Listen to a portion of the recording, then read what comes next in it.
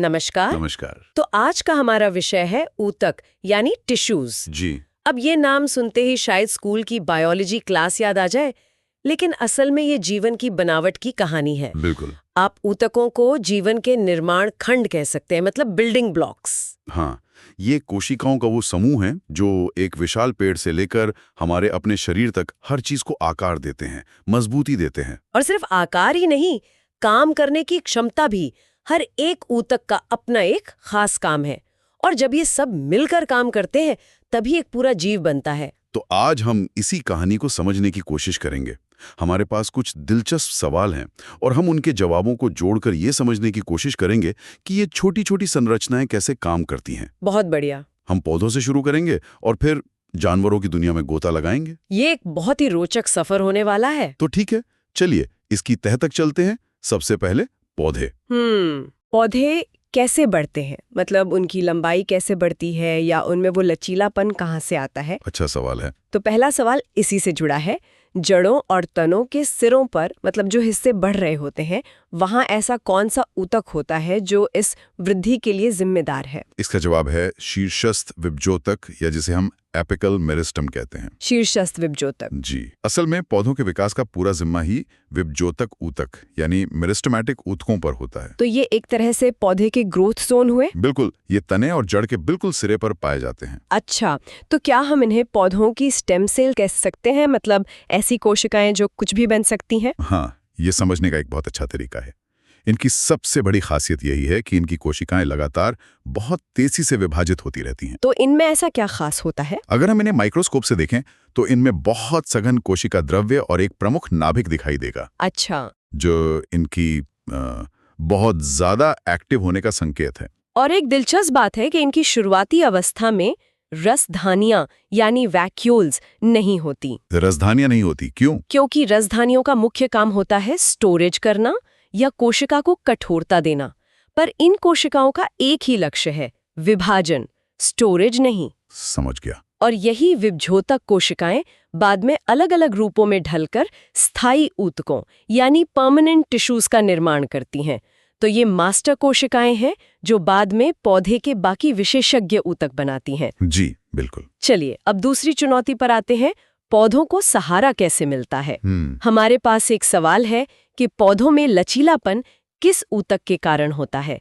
जैसे तेज हवा में टहनियां झुक तो जाती हैं पर आसानी से टूटती नहीं। ये कमाल है कोलिनकाइमा ऊतक का। कोलिनकाइमा। हाँ, ये एक जीवित ऊतक है जिसकी कोशिकाओं के कोने अनियमित रूप से मोटे होते हैं। अच्छा, कोनों पर मोटे होते हैं। जी, और यही मोटाई पौधों को लचीलापन देती है, बिना टूटे झुकने की क्षमता। तो ये जीवित और लचीला है।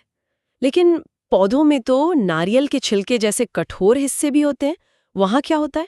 उसके लिए है स्क्लेरेनकाइमा, या दृढ़ोतक भी कहते हैं। स्क्लेरेनकाइमा। हाँ, ये कोलिनकाइमा से बिल्कुल अलग है।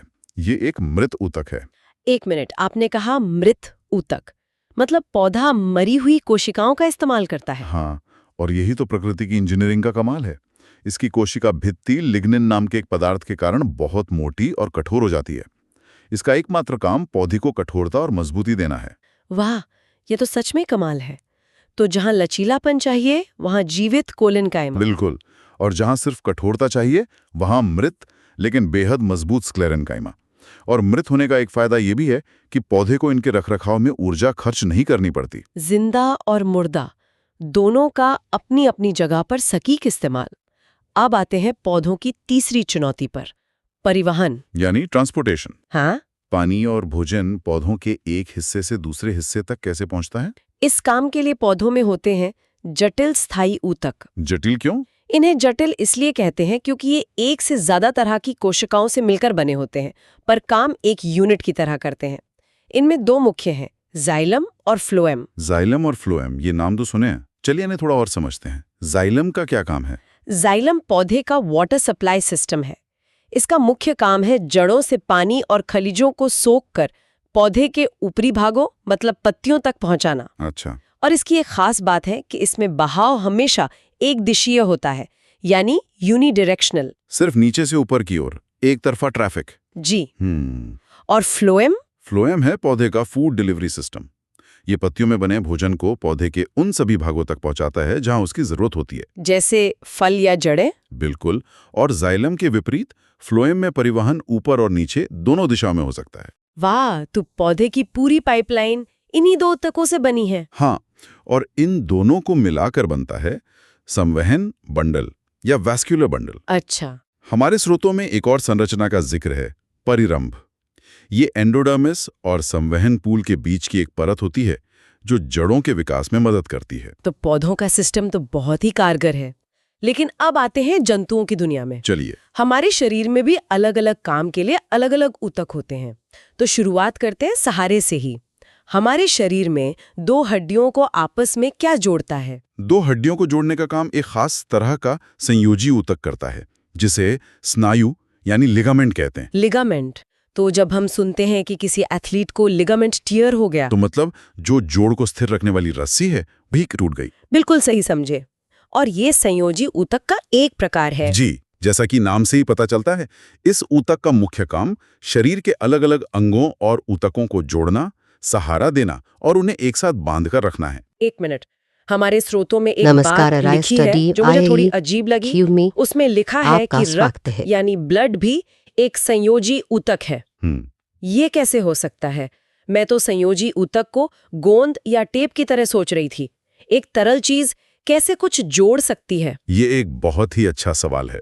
देखिए, संयोजी ऊतक की परिभाषा ये है कि इसमें कोशिकाएं एक मैट्रिक्स में बिखरी होती हैं। मैट्रिक्स? हाँ, हड्डियों में ये मैट्रिक्स ठोस होता है, स्नायु में ये रेशेदार होता है और रक्त में प्लाज्मा वो तरल मैट्रिक्स है जिसमें लाल और श्वेत रक्त कोशिकाएं तैरती रहती हैं। अच्छा।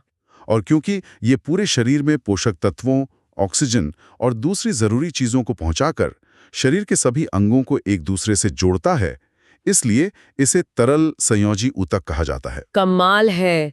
तो परिभाषा हमारे सोचने से कहीं ज्यादा व्यापक है। बिल्कुल। इसका एक और उदाहरण है एरियोलर ऊतक। एरियोलर ऊतक?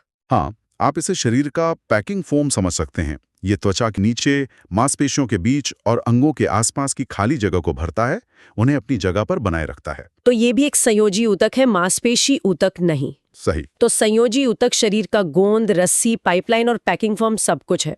एक तरह से हाँ। अब बात करते हैं उस ऊतक की जो हमारे शरीर के बाहरी और भीतरी अंगों पर एक सुरक्षा कवच की तरह काम करता है। वो है उपकला ऊतक यानी एपिथेलियल टिश्यू। आप इसे शरीर का वॉलपेपर कह सकती हैं। वॉलपेपर? हाँ, ये हमारी त्वचा की बाहरी परत बनाता है, हमारे मुंह से लेकर पाचन तंत्र तक हर अंग के अंदर की परत बनाता है। इसकी खासियत यह है कि इसकी कोशिकाएं एक दूसरे से कसकर चिपकी होती हैं, जिससे एक मजबूत चादर बन जाती है। और इस चादर के नीचे क्या होता है? इसके ठीक नीचे एक आधार झिल्ली यानी बेसमेंट मेम्ब्रेन होती है।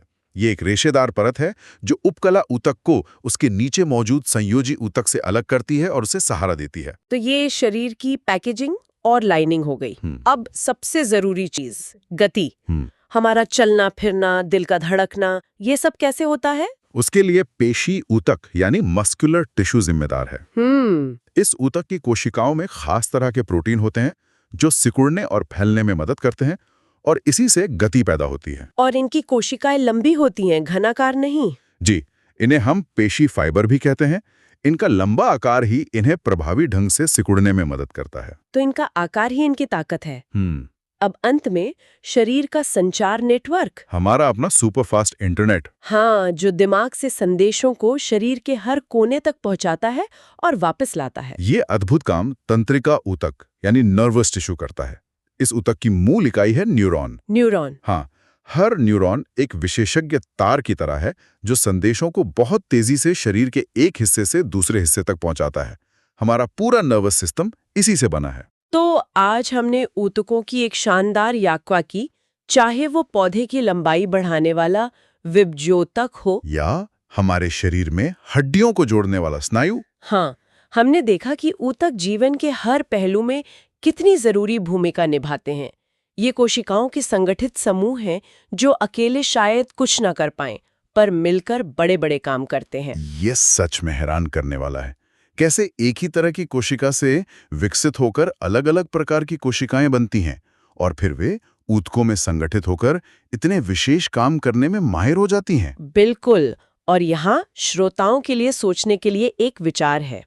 आज हमने इन ऊतकों को अलग अलग श्रेणियों में समझा, पर मैं ये सोच रही थी कि एक जीवित शरीर में ये सब अलग अलग बक्सों में तो काम नहीं करते। नहीं, बिल्कुल नहीं। तो ये सभी एक दूसरे से कैसे बात करते हैं, कैसे समन्वय करते हैं, कैसे एक न्यूरॉन एक पेशी ऊतक को सिकुड़ने का संकेत भेजता है और उस सिकुड़न के लिए ऊर्जा तरल संयोजी ऊतक यानी रक्त के माध्यम से कैसे पहुंचती है। और इन सब को अपनी जगह पर त्वचा यानी उपकला ऊतक कैसे बनाए रखती है। सही बात है। असल जादू शायद इन अलग अलग ऊतकों के बीच के इसी जटिल संवाद में छिपा है जो एक जीव को जीवंत बनाता है।